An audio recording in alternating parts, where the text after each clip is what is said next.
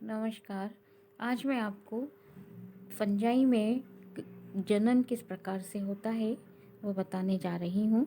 जनन की प्रक्रिया, कवकों में जनन की प्रक्रिया 3 तरह से होती है: कायिक जनन, अलैंगिक जनन और लैंगिक जनन। सर्वप्रथम हम आते हैं कायिक जनन। कवकों में विभिन्न प्रकार के कवक प्रजातियों में कायिक जनन की प्रक्रिया कई तरह से संपन्न होती है। पहला है विखंडन या फ्रेगमेंटेशन। कुछ मृतोपजीवी कवक प्रजातियां जैसे कि म्यूकर, पेनिसिलियम, इनके इनके अंदर जो फ्रेगमेंटेशन की प्रक्रिया होती है, तो फ्रेगमेंटेशन की प्रक्रिया किस तरह से होगी? कवक जाल प्रायः किसी दुर्घटना के कारण या कवक जाल किसी कारणवश टूटकर छोटे छोटे टुकड़ों में यदि विभक्त हो जाता है, तो इस प्रकार टूटा हुआ प्रत्येक खंड एक स्वतंत्र रूप से एक नए माइसीलियम का विकास करता है। दूसरा है विखंडन, द्विविखंडन, बाइनरी फ्यूजन। इस प्रकार के जनन की प्रक्रिया ईस्ट की प्रजातियां जैसे सैक्रोमाइसीस की में पाई जाती है। सैक्रोमाइसीस में इस तरह के जनन की प्रक्रिया में सबसे पहले जो जनक कोशिका है वो थोड़ी सी सुदीर्घित हो जाती है और उसके बाद उसमें कैसे विभाजन होगा? ये सुदीर्घित होगी और उसके बाद विभाजन दो समान आकृति की संतति कोशिकाओं में हो जाती है विभाजित। तो दो समान आकृति की संतति कोशिकाओं का निर्माण कर लेती है इस तरह से, और प्रत्येक निर्मित संतति कोशिका एक नवीन वयस्क कोशिका में परिवर्तित हो जाती है। तीसरा प्रकार है मुकुलन या बडिंग। इस प्रक्रिया के अंतर्गत एक विशेष प्रकार के एंजाइम इनमें पाए जाते हैं और इन एंजाइम्स के द्वारा जनक कोशिका की भित्ति का कोई सा भी हिस्सा शेष कोशिका भित्ति की तुलना में कोमल हो जाता है। यानी पूरी कोशिका की कहीं की किसी एक जगह की भित्ति, कोशिका भित्ति जो है वो थोड़ी कोमल हो जाती है एंजाइम की उपस्थिति के कारण या एंजाइम की प्रक्रिया के द्वारा वहाँ से थोड़ी सी कोमल हो जाती है, जिसके कारण क्या होगा, जीवद्रव्य पर दबाव पड़ता है और दबाव पड़ने के कारण जो कोमल कोशिका भित्ति होगी वहाँ से वो एक अतिवृद्धि के रूप में बाहर या उभर जाती है। इस प्रक्रिया को हम कहते हैं मुकुलन की क्रिया या बडिंग। और ये संरचनाएं बाद में कभी कभी ये संरचनाएं एक श्रृंखला के रूप में भी विकसित हो जाती है या पाई जाती है। जैसे कि कुछ एस्कोमाइसिटीज के एस्कोस्पोर्स हैं, जैसे बेसिडियोमाइसिटीज के कुछ सदस्य हैं जिनमें बेसिडियोस्पोर्स का निर्माण होता है, उनमें भी ईस्ट के समान मुख्य रूप से ये जो बडिंग की प्रक्रिया है ये हमको ईस्ट में देखने को मिलती है। इसके बाद आते हैं जैमी। तो कुछ कुछ सदस्य हैं, कवक सदस्य जैसे कि सेप्रोलिग्निया, इसके कवक सूत्र के किसी भी हिस्से में एक पतली भित्ति युक्त अनियमित आकृति की मांसल संरचनाएं उत्पन्न होती हैं और इस अनियमित आकृति की मांसल संरचनाओं को हम कहते हैं गेमी। और ये प्रत्येक गेमी मुख्य तंतु से अलग होने के पश्चात जनन नलिकाओं के द्वारा अंकुरित होकर एक नया कवक जाल विकसित करती है। इसके बाद आते हैं क्लेमाइडो बीजाणु। तो ये जो क्लेमाइडो बीजाणु है, ये क्लेमाइडो बीजाणु या तो इंटरकैलरी होते हैं या टर्मिनल क्रम में व्यवस्थित होते हैं कवक जाल पर। ये या तो इंटरकैलरी अंतस्थ होंगे या फिर अंतर्वेशी होंगे। और इन क्लेमाइडो बीजाणुओं की संख्या एक से अधिक होती हैं और ये कवक सूत्र में विकसित होते हैं। ये किस तरह से विकसित होंगे? एक एकल या श्रृंखलाबद्ध चेन में व्यवस्थित होते हैं और कवक सूत्र की कोशिका जिससे कि क्लेमाइडो बीजाणु का निर्माण होता है वह गोलाकार आकृति ग्रहण कर लेती है और अलग हो जाती है। किससे? जो मेन माइसीलियम है उससे अलग हो जाती है और अपने इर्द गिर्द मोटी कोशिका भित्ति बना लेती है। और ये बीजाणु का निर्माण जो होता है वो प्रतिकूल परिस्थितियों में होता है और इन बीजाणुओं का निर्माण होने के पहले इन माइसीलियम की जो आउटर वॉल है वो मोटी भित्ति वाली हो जाएगी और इनका जीवद्रव्य सघन होने लगेगा और भोज्य पदार्थ लिपिड के रूप में संग्रहित हो जाएगा। और इस तरह से ये संग्रहित होकर और क्लेमाइडो बीजाणु का निर्माण करते हैं और ये प्रतिकूल परिस्थिति में बनते हैं। प्रतिकूल परिस्थिति से जब अनुकूल परिस्थितियाँ आती हैं तो इनके अंदर ये अंकुरित होकर और एक नए कवक जाल का निर्माण करते हैं, जैसे कि फ्यूजेरियम में इस तरह का होता है, हिस्टोप्लाज्मा में इस तरह से क्लेमाइडो बीजाणु का निर्माण होता है। अगला होता है संधि बीजाणु। संधि बीजाणु मतलब आर्थ्रोस्पोर। इस प्रकार की संरचनाओं का निर्माण किसी कवक सूत्र की दो कोशिकाओं के पास पास अवस्थित होती हैं। निर्माण में दो कवक सूत्र की कोशिकाएं आपस में पास पास अवस्थित होती है, जिसके परिणाम स्वरूप ये कोशिकाएं अलग अलग होकर और संधि बीजाणु का निर्माण करती हैं, जैसे कि जियोट्राइकम कैंडिडम, ओइडिया। अगला जो है वो है ओइडिया। तो विशेष प्रकार के बीजाणु संरचना है और इनकी आकृति प्रायः संधि बीजाणु के समान होती है। सर्वप्रथम निर्माण के समय कवक सूत्र पर एक फ्लास्क की आकृति के समान उभार उत्पन्न होता है और यह उभार लंबा होकर एक नलिका की आकृति ग्रहण कर लेता है और ये जो नलिका की आकृति ग्रहण कर लेगा वो एक बेसल सेप्टा के द्वारा कवक सूत्र से अलग हो जाता है। और फिर ये जो ऊपर वाला सिरा है, जो बेसल सेप्टा से जो अलग हुआ है, उसके ऊपर वाला जो सिरा है वो सुदीर्घित होकर ओइडियम का निर्माण करता है। इस प्रकार से बेसल सेप्टा का निर्माण निरंतर होता जाता है और तलाभिसारी क्रम में ये ओइडियम बनते चले जाते हैं और अनुकूल परिस्थितियों में ये अंकुरित होकर और नए माइसीलियम को जन्म देते हैं। इस प्रकार से वर्धी जनन होता है कवकों के अंदर। अब आते हैं हम कवक में अलैंगिक जनन किस प्रकार से होता है। जो मुख्य प्रक्रिया होती है अलैंगिक जनन की, कवकों में विशेष रूप से होता है यह अलैंगिक जनन। तो प्रजनन की यह प्रक्रिया जिसके अंदर विशेष प्रकार की जनन संरचनाएं जैसे बीजाणु या प्रोपेग्यूल्स का निर्माण होता है। ये संरचना बिना किसी संलयन के सीधे ही नए पादप शरीर के रूप में विकसित हो जाती है। मतलब ये जैसे बीजाणुओं का निर्माण हुआ या प्रोपेग्यूल्स का निर्माण हुआ, तो ये किसी तरह से इनके अंदर संलयन की क्रिया नहीं होती है और ये सीधे ही अंकुरित होकर और नए पादप शरीर में विकसित हो जाते हैं। तो इस तरह की प्रक्रिया को हम कहते हैं अलैंगिक जनन।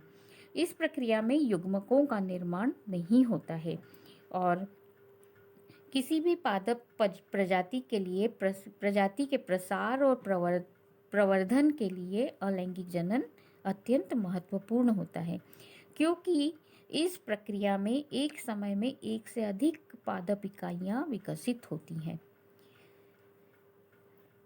अब जो कवक प्रजातियों में अलैंगिक जनन की प्रक्रिया होती है वो विविध प्रकार से हमको दिखाई देती है।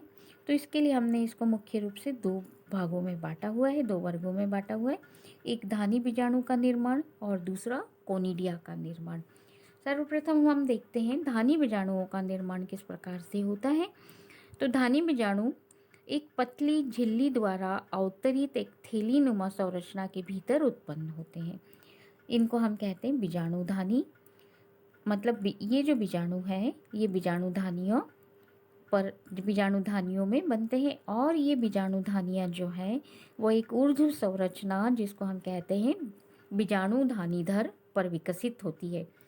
प्रायः एक प्रारूपिक बीजाणुधानी मल्टीन्यूक्लिएट संरचना होती है और इसके अंदर क्लीवेज या मेटामॉर्फोसिस के द्वारा असंख्य एक केंद्रीय बीजाणुओं का निर्माण होता है।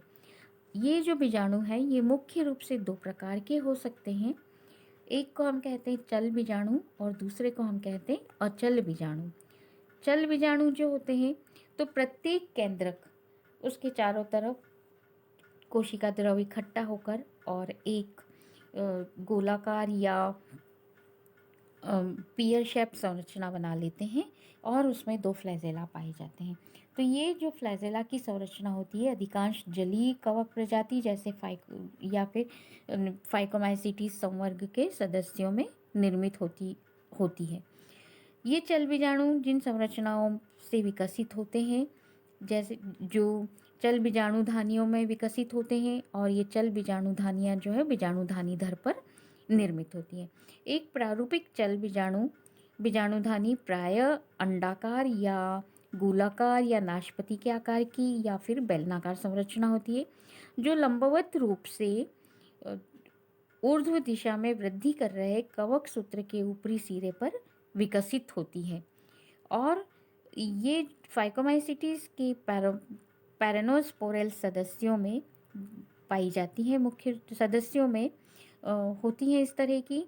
फिर जो आशुपाती चल बीजाणुधानी विकसित होती हैं, इनमें बीजाणु नम वातावरण में सामान्य चल बीजाणुओं के समान व्यवहार करते हैं, लेकिन शुष्क वातावरण में ये अचल बीजाणुओं के समान हो जाते हैं। इनका अंकुरण एक जनन नलिका के द्वारा होता है।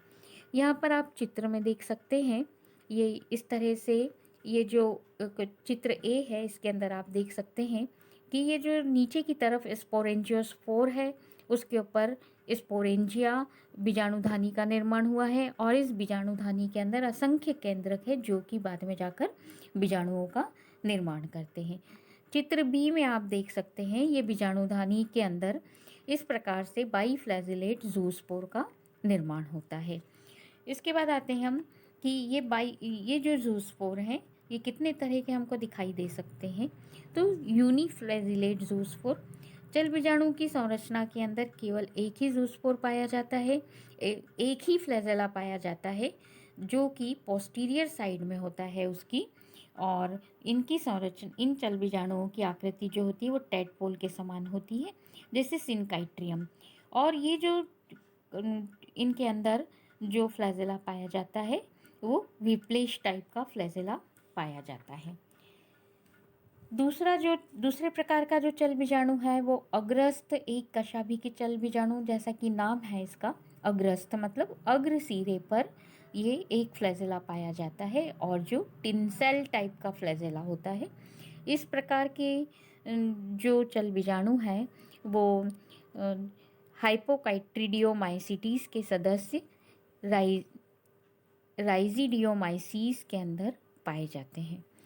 द्विकशाभिकी चल बीजाणु यानी कि बाईफ्लैजिलेट ज़ूस्पोर, इस प्रकार के चल बीजाणु मुख्यतः ऊमाइसिटीज के सदस्य जैसे स्क्लेरोस्पोरा में पाए जाते हैं। इनके दो कशाभिकाएं पाई जाती हैं। तो दो कशाभिकाओं में से एक टिनसेल टाइप का होता है, दूसरा विप्लेश टाइप का होता है। आप ये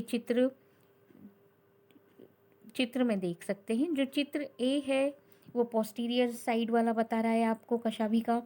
चित्र बी है वो आपको एंटीरियर साइड का बता रहा है। चित्र सी, डी और ई ये आपको बाईफ्लैजिलेट ज़ूस्पोर बता रहे हैं।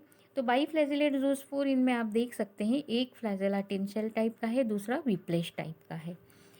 इसके बाद आते हैं हम ए प्लानोस्पोर या अचल बीजाणु। जैसा नाम है इसका, अचल बीजाणु, कि इनके अंदर फ्लैजेला नहीं पाए जाते हैं, मतलब चलन के लिए किसी तरह की कोई संरचना नहीं पाई जाती है। इस प्रकार के बीजाणु विशेष तौर पर जाइगोमाइसिटीज के ऑर्डर म्यूकरेल्स के सदस्य जैसे म्यूकर में पाए जाते हैं। इन अलैंगिक बीजाणुओं का निर्माण एंडोजिनस रूप से होता है।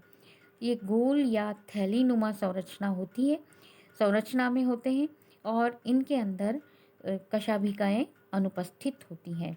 ये अचल होते हैं, चिकनी या गोल दीर्घवृत्ताकार एक कोशिकीय या फिर बहुकेंद्रकीय एक कोशिकीय एवं एक या बहुकेंद्रकीय संरचनाएं होती हैं, जिनकी संख्या प्रत्येक बीजाणुधानी में 1 से लेकर 1000 तक हो सकती है। परिपक्व बीजाणु म्यूसिलेज के द्वारा घिरे हुए होते हैं। इनकी भित्ति शुष्क होने पर इनका प्रकीर्णन वायु द्वारा होता है, या और कुछ उदाहरण में ये जल या कीट के द्वारा भी प्रकीर्णन देखा गया है। और ये बीजाणुधानी से प्रकीर्णन की प्रक्रिया के द्वारा ये बीजाणुधानी से अलग होते हैं, और फिर अनुकूल परिस्थिति में ये अचल बीजाणु अंकुरित होकर नए कवक माइसीलियम का निर्माण करते हैं। इसके बाद आते हैं कोनिडिया। कोनिडिया बीजाणु, ये कोनिडिया विशेष प्रकार की अचल और अलैंगिक संरचनाएं होती हैं, और ये कवक के जो माइसीलियम कवक सूत्र जो है उसके ऊपर ऊर्ध्वाधर रूप से विकसित होती हैं। कवक सूत्र को कोनिडियोफोर कहते हैं और इन कोनिडियोफोर के ऊपर एक्सोजिनस रूप से पाई जाती हैं ये, और ये एक्सोजिनस तथा डेसिडुअस प्रकार की होती हैं। ये कोनिडियोफोर जिस पर कि कोनिडिया विकसित होते हैं, एक शाखित या अशाखित या पटयुक्त या पटहीन संरचनाएं होती हैं जो कि एकल होती हैं और श्रृंखला के रूप में कोनिडिया इनमें विकसित होते हैं। इनकी आकृति, परिमाप और संरचना विभिन्न प्रजातियों में अलग अलग प्रकार की होती हैं। जैसे कि एल्बुगो है, इसके अंदर एल्बुगो है, पेनिसिलियम है, ड्यूटेरोमाइसिटिस का अल्टरनेरिया, इनमें हमको कोनिडियोफोर के ऊपर कोनिडिया का निर्माण देखा गया है। इसके बाद कुछ कवक प्रजातियां जैसे कि एल्बुगो है, इसके अंदर हमको जो कोनिडिया का निर्माण होता है वो एक कोशिकीय, और उसके बाद अल्टरनेरिया जो पटहीन होते हैं, और जो ड्यूटेरोमाइसिटीज के अल्टरनेरिया इसके अंदर पटयुक्त जो कोनिडिया का निर्माण होता है वो मल्टी सेलुलर होता है और उसमें पट का निर्माण होता है, पटयुक्त होते हैं। इसके बाद आते हैं कुछ अलैंगिक संरचना के अंतर्गत, अलैंगिक जनन के अंतर्गत कुछ कवक प्रजातियों के अंदर एसेक्सुअल फ्रक्टिफिकेशन या अलैंगिक फलनकाय का निर्माण होता है। और ये फलनकाय का निर्माण जो कोनिडियोफोर हैं, जो कवक जाल पर कोनिडियोफोर्स विकसित होते हैं, ये एकल रूप से विकसित होते हैं, लेकिन कुछ सदस्यों के अंदर ये समूह में विकसित होते हैं और एकत्रित होकर सुस्पष्ट एक फलनकाय का निर्माण करते हैं। ये फलन संरचनाएं जो होती हैं जैसे कि एसरबुलस, कुछ परजीवी कवक जैसे कॉलिटोट्राइकम है, उनमें ये एसरबुलस प्रकार की संरचना पाई जाती है। इसमें परपोषी पादप की बाह्य त्वचा के नीचे अनेक कवक सूत्र की एक सघन मेट लाइक चटाई नुमा संरचना बन जाती है। इस चटाई नुमा संरचना को हम कहते हैं एसरबुलस। ये आप चित्र बी में देख सकते हो। चित्र बी में ये नीचे कोनिडियोफोर की एक चटाई नुमा, सारे कोनिडियोफोर समूह में एकत्रित होकर एक चटाई नुमा संरचना बना रहे हैं और इस कोनिडियोफोर के ऊपर कोनिडिया का निर्माण हो रहा है।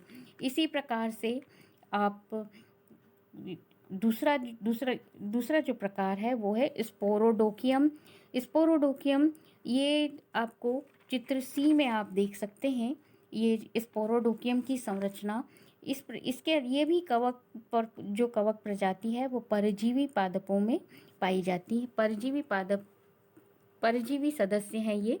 और जैसे कि फ्यूजेरियम, ये परपोषी शरीर के ऊपर बनने वाली संरचनाएं हैं। इनका निचला हिस्सा चक्रिकाकार होता है और जिसको हम चक्रिकाकार स्ट्रोमा द्वारा निर्मित होता है, और ये परपोषी के ऊतक को नष्ट करके बाहर निकल जाता है।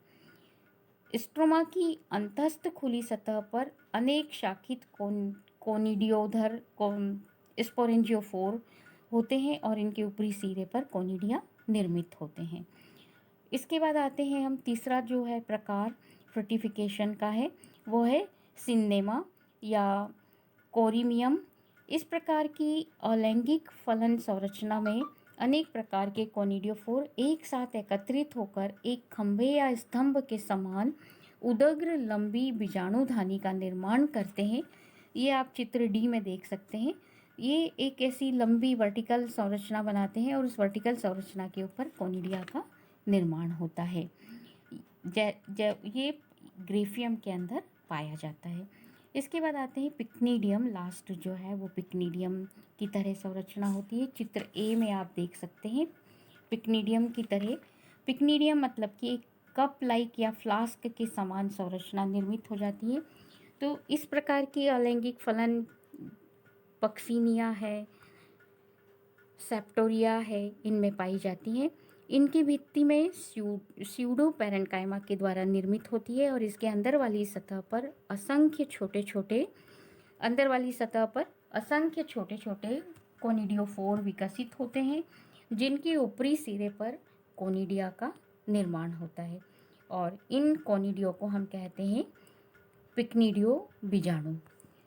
इनके निर्माण विशेष प्रकार की संरचना या पिक्निडियम के अंदर, इस प्रकार की जो फलन बॉडी है इसको हम पिक्निडियम कहते हैं, क्योंकि ये कुछ फ्लास्क के समान संरचना होती।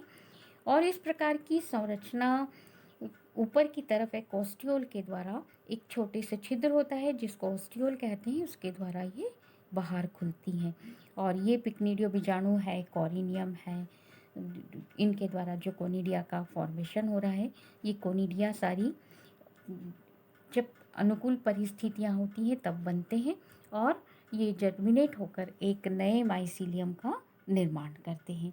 इस प्रकार कवक में अलैंगिक जनन की प्रक्रिया होती है। धन्यवाद।